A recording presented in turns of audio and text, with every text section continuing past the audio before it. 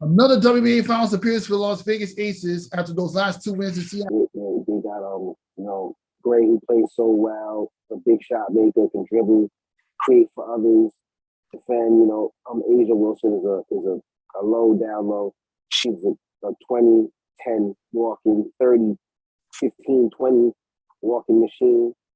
On top of their role players, they're well coached. They look good. Chicago is gonna have to, if Chicago wins, cannot counting out Connecticut, because Connecticut is in a do or die situation with them too. But if Chicago were to be victorious, I don't think it would be good for them to lose the game once like they did against our New York Liberty and also against the Connecticut Sun. This Vegas team is a little bit more stronger, more poised, more hungrier. We also talked about that too, no discredit to her, but clearly a little bit better without Liz Cambridge as a collective team and a unit. And they look like they're poised to win it all. I ain't gonna lie, man. They really do. But it still would be a good series no matter what. I think Chicago would be the better test. Like I said, no discredit to Connecticut. Connecticut got some girls on that team for me that can score. But them taking out Seattle, and Seattle's a really good team with Brianna and Super at the end of her career. She went out in a good way per se. She didn't want to lose, but they made sure she went out in the right way. Vegas, they look like they might be the next WNBA champions.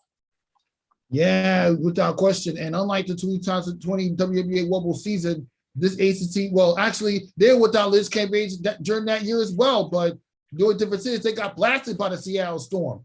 This time around, they literally need just 4 games and a couple. And well, the wins were close, but that's how you know the Aces have grown up a lot since that loss.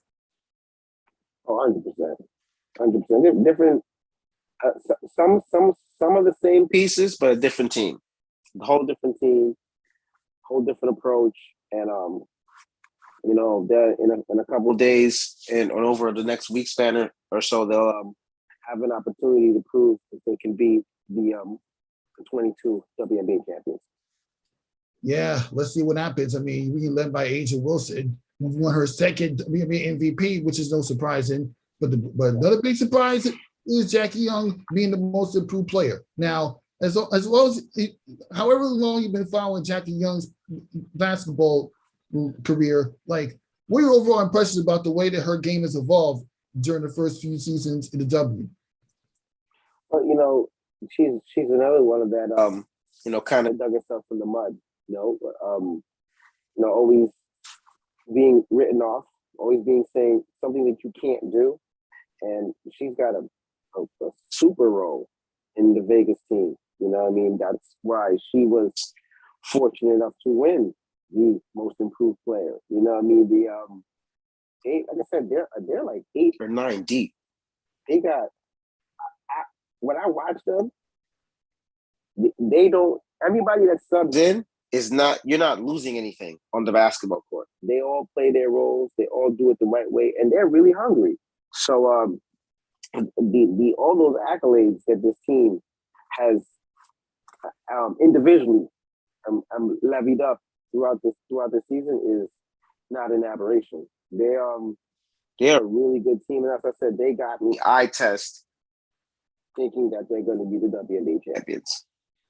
Yeah, let's just hope that the eye test is right this time, because let's face it, the only real competition the Aces have is the Chicago Sky. But then again, they did blast them in the Commissioner's Cup, which doesn't really mean anything. But it means a lot more. You may not get that elusive WNBA Finals matchup with the Sky and the Aces after all. It means a lot more blasting the WNBA Finals as opposed to just a one-game consolation trophy known as the Commissioner's Cup, which is also in Chicago. So, yeah. And so now that might, like you said, end up to be something big, in regards to individually with them.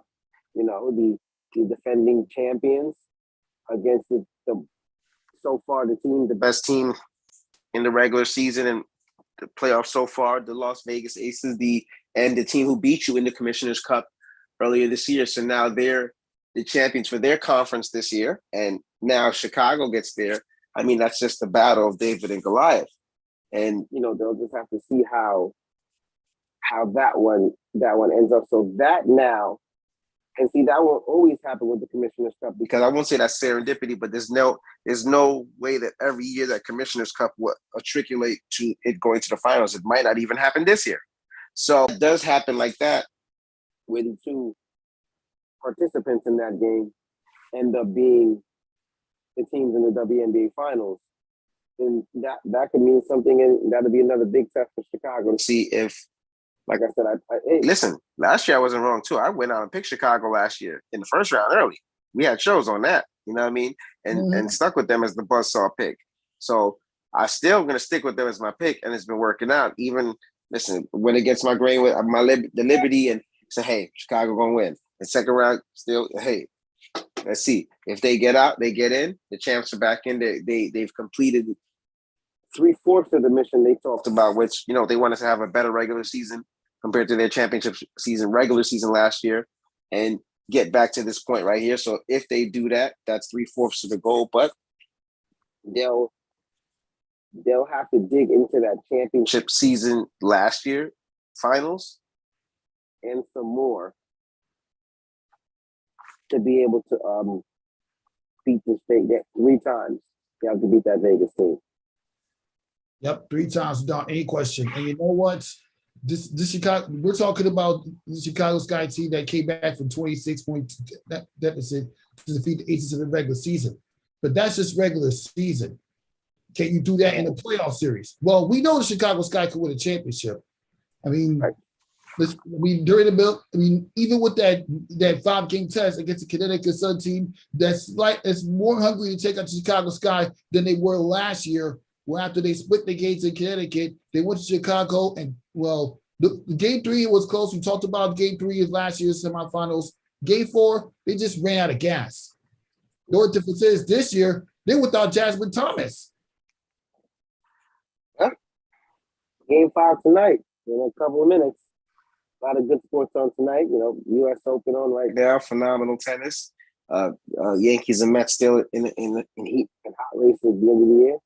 So a lot of this stuff is on the TV on sports right now. A lot of races. And NFL season starts tonight too, so that's pretty phenomenal. So yeah, and you know what? While we're on the subject of the NFL season, tonight it'll be the Buffalo Bills going up against the Los Angeles Rams. I mean, will you evaluate these two teams? You had the Rams that could make it back to the Super Bowl, and the Buffalo Bills that many people are saying that they might be back. I mean, you're led by Josh Allen. You picked up Von Miller, who's an incredible defensive man. Thoughts?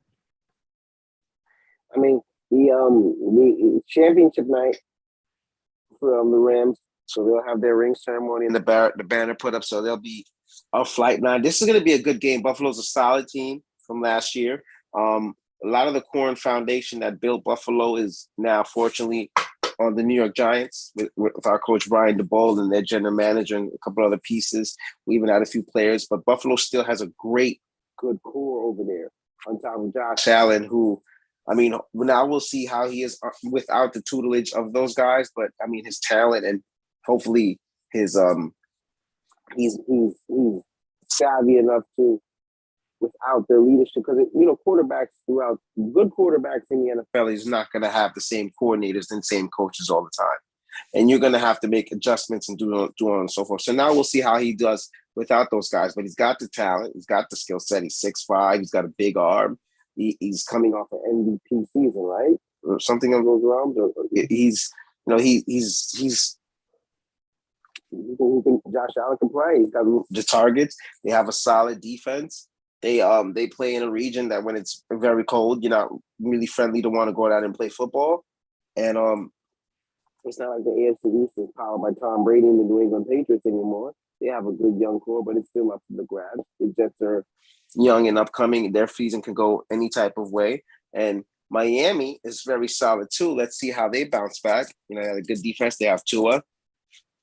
Let's see how that works. Not to mention Tyreek Hill for the Kansas City Chiefs. who took out Absolutely. Buffalo in the playoffs 2 years in a row. Right. So now you look at that dimension. So you look at it that Buffalo should have a chance to win that division again, and nevertheless, this game is going to be big because I don't want to say Buffalo is better than the Rams. I don't want to say that. Because Rams are the champion. This is a different season. Rams are the champion. Rams are good. We know what they got over there. Stafford come back. We know. But it'll be up to Buffalo to prove. Buffalo's beaten some really good teams with the same core for the last 2 years. And I mean, at one point, I think 1 year Buffalo was maybe like 1 round away from the bowl, right? Or something like that. Or so, Yeah, 2 years ago, they were 1 round away from the Super Bowl, but they lost to Kansas City. Right. Literally. You know what I mean? They got there was that one misplay, and part of it was that one misplay that you talked about where Kansas City where they missed the catch. Right, exactly, Now, 100%. This Buffalo team is well established. They've grown up a lot in these past few years. Right. Again, Josh Allen's gonna probably give you like 400, 500 passing yards per game. You got the right receiver core around him. So let's see how that works out. Do you they got the Rams getting off to a good start by winning tonight? Right, they got the Rams by 6.5. So I think the Rams win by a touchdown. I don't think they're gonna beat Buffalo by a touchdown. I think they'll beat Buffalo maybe by like 3. Or I think Buffalo might win this football game quietly. They could start the champs off 0-1 because they have the offense and defense to do it. They might want to play spoiler tonight, but they're definitely not going to lose by a touchdown. That's a bunch of crap. Exactly, because seriously, you got two teams on a hot day that can blow teams out of the water. But it's just a matter of who's going to get the strong start. Whoever gets a strong start, they could end up being the one winning this game. So, yeah, that's pretty much it. Now, on to another topic. Well, the Mets, they've coughed up the division lead, but they are leading by half a game, but they allowed the Atlanta Braves to come back and tie the division after leading it by as many as 10.5 games. Again, I know they have the lead by half a game, but should the Mets fans be worried? I mean, we have 4 weeks left this season. They played the Braves nearly the second to last week of the season on the road for a 3-game set. So, thoughts? Well, it's not like I'm not gonna sit here and act like the Yankees played the most splendidest baseball in August because they actually played the most terrific baseball in the history of it in August when they were like 8-17 and they were and struggled in the month of August. They allowed the Tampa Bay Rays to get within as close as 4 games. They did manage to win the series against the Minnesota Twins against the breathing room, but they're going to have the Tampa Bay Rays to put up with, and they're on like a 5 or 6 game winning streak. So at least we still have a 2-series lead. We just try to keep that pace, and we have Tampa Bay coming in. Hopefully they beat Minnesota tonight, which they own Minnesota over the last decade and 20 years, actually, really honestly. If they can get Minnesota tonight and get 2 out of 3 back from Tampa Bay with losing 2 out of 3 in their home earlier this week, then that's a little bit more comfort as they're starting to work out some injuries too. Luis Severino's going to start having starts again, eventually in Double-A to get his self back. We've had LeMahieu sit out a little while. He was in a little slump anyway with the toe thing going on there. Rizzo had to go out because of some headaches after coming back from injury, but he was in a little bit of slump, so we're giving him time to come back. So there's a lot of guys that are, Stanton just came back from the DL, and it's taking him time to get back into his groove, so he's struggling a little bit well too. So I mean, like, thank God for Aaron Judge, even though we had other guys that are just making sure they stay tuned. And thank God for the start they had at the beginning of the year. You know what I mean? But exactly. On top of that, with the start and with Aaron Judge, who's just playing baseball in a whole different atmosphere, that's giving us a little bit, and it's still not nice, still not comfortable. It is, but it's better than half. And I tell you this much: I said this before. I said, they don't. Yeah. I wish I could like the Mets. I really wish I could. Like, I don't hate the Mets. I do not hate the Mets. I actually Like the Mets baseball team. I just don't like the fan base because They are absolutely some of the prisoners of their moment in the world of everything. I said, you're hackling us so much. You're in a division where you should have blown away a lead. It should be like the Dodgers. Like the Dodgers are up 19 and a half in their division. 19 and a half, okay. 20. All right. They should have blown this division away so that even if they would have fell into a rut, they still would have been up like 10 or 12 games. But no, they coasted. And they won the World Series in April and May. I've never seen a team win the World Series more in April, May, and June than the New York Mets. The New York Mets are The undisputed World Series champions of April, May, and June. Okay? And then after that, everything starts to change a little bit. They're still in first place. They still have having there's plenty of time. They have the easiest part of the stretch of the schedule between them All and the the Braves Braves. have the Jesus. trophy. Yes. Right. Right. But the biggest thing is, let's just get this out right here on plain flat earth. The Mets are not going anywhere, and the Braves are not going nowhere. The Mets are actually in a little bit worse of a situation, not because They're up half a game. but because of the injuries that is going on. Scherzer has to Yeah, he's gonna miss one or two starts. Right. And that's really probably an older pitcher that you're just giving a little bit more extra rest to. 100%. DeGrom's been there solid, but they have other injuries going on in their lineup as well too, and throughout the pitching staff. So their health is the key part of it. They'll keep order. There's talent. Alonso will keep them things through. They have pitching. DeGrom is pitching solid. We know he's the best pitcher in baseball. But Atlanta is really good, and they're damn hot. And not only in that, they're the world champions. Quite honestly, the Braves have more depth and talent, I presume, on their team in the National League. But honestly, the Atlanta Braves might be the best team in the National League. They're the world champions. They're damn good. They know how to win in all types of crucial situations. They proved that last year. Right? They're not going anywhere, and they're loaded with that young Or they good talent. So that team's not going nowhere, and they got good pitching. That last series in Atlanta, somebody gonna cry that series. But they're lucky if the team just stay on their pace. Two teams should get in from that division anyway. One team better be a wild card. Mathematically, one team should be a wild card from that team, from that division. The second place team in the NL East division is leading by 11 and a half games. You're guaranteed a playoff spot no matter what. It's just a matter of will the Mets avoid the wild card round, or will they regress to that point? I mean, they did. I mean, well, I remember at the beginning of the season, you told me about a fan that you said that you're not fighting with all season long. We're not doing it this year. Yeah, when I was talking about the home run, when I was talking about the combined no hitter that the Mets had against the Philadelphia Phillies, and look what, and I bet you I know he's going to be feeling at least somewhat nervous now that the Braves have at the very least tied the series up at one point this week, even though the Mets got back to the division lead by half a game. You still probably thinking they're going to make it to the World Series since you know you're either going to get the NL wild card or the NL East. I pray and hope for the sake of every Mets fan in New York that in the next 2.5 weeks, they don't continue to falter and that lead. The Braves end up having like a 3.5, 4-game lead. It's going to be over. It'll be an absolute nightmare for the Mets. They'll be reliving 2007 and reliving 2008. Don't remind me about that. You up by his man 7.5 games in 2 weeks. Nah, man, don't do that. Don't do that. Every basketball season, he breaks my chops. Brooklyn Nets kick the Knicks' butt. Brooklyn Nets, Brooklyn Nets, Brooklyn Nets, Brooklyn Nets, Brooklyn Nets. Oh, you Duke lost to North Carolina. The last game ever, they roasted and killed me. And the one time that I brought up that, all right, listen, they better just stay afloat.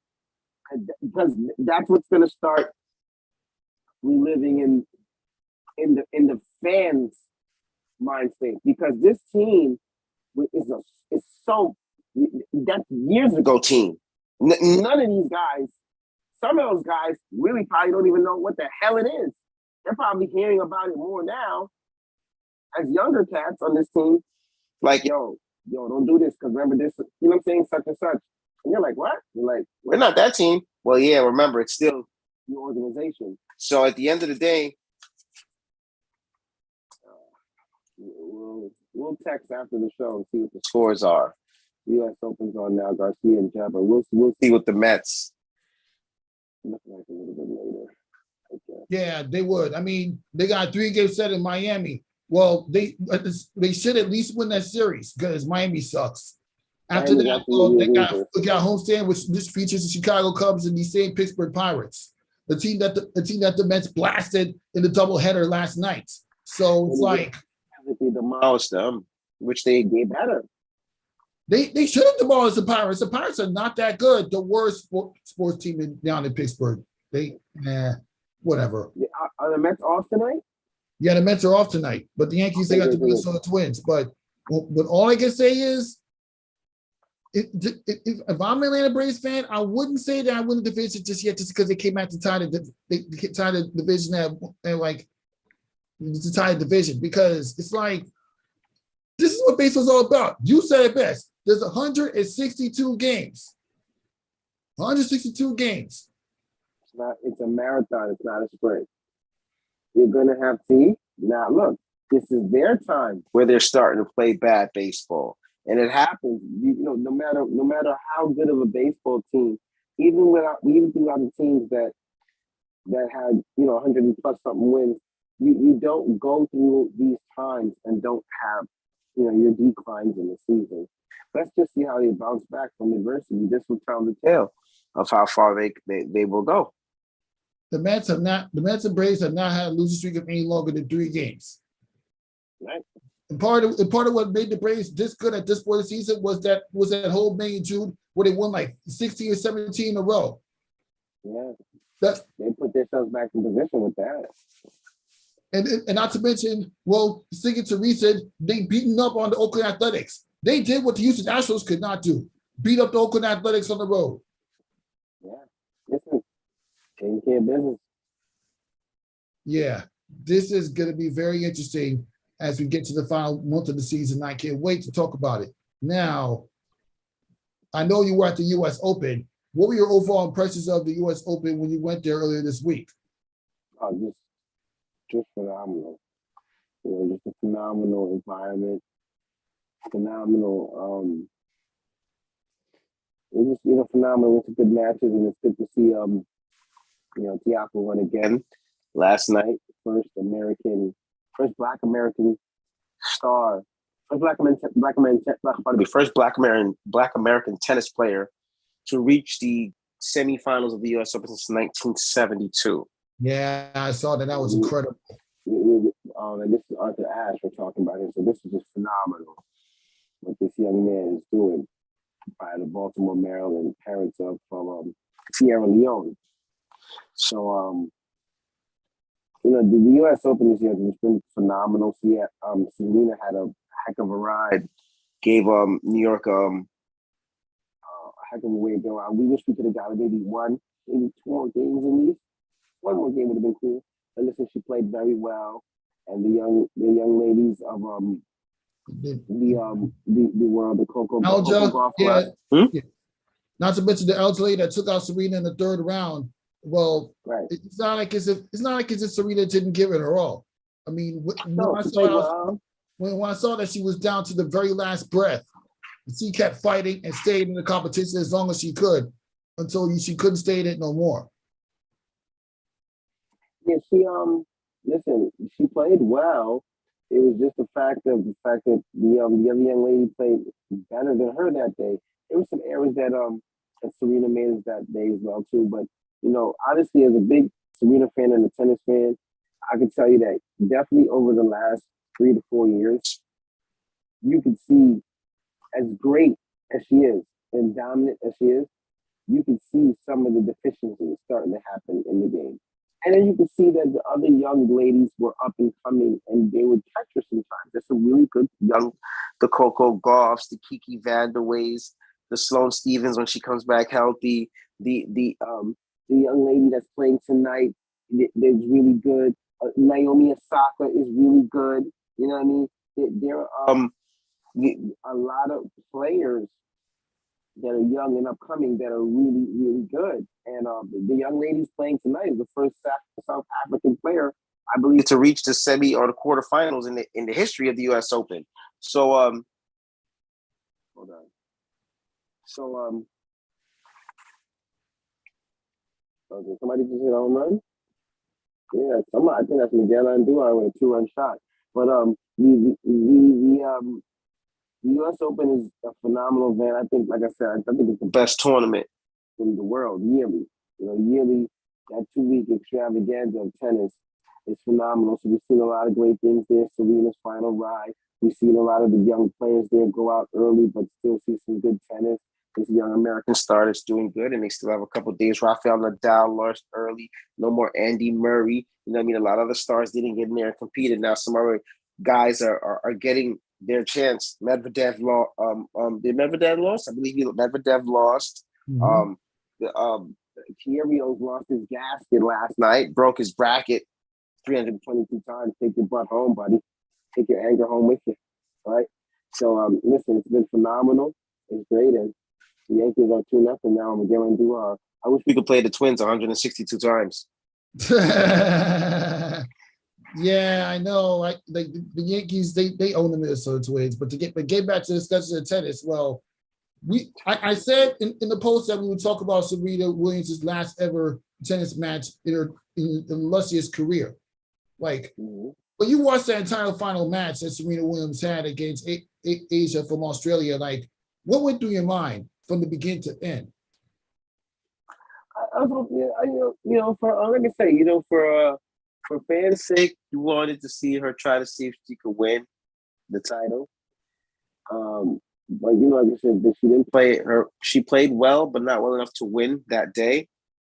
And like I said, Serena's been through so much in the last few years. With, games slowing down, and then going through motherhood and having a baby, and stopping tennis for a while for that, and then spending time with the baby, and then recovering and doing what you do, and getting back in shape and coming back in tennis and playing at a high level. It takes a toll. And then the COVID year, and then there's a lot of different things that occurred, and it is what it is. She's still going out on a great note.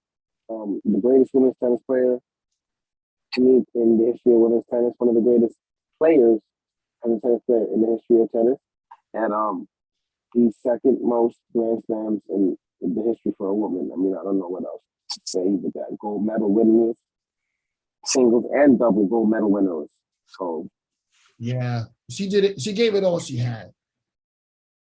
Well, that concludes episode Nothing But That Sports Talk. Thank you for stopping by, Ryan Walker. And to all the balls out there, get your head in the game.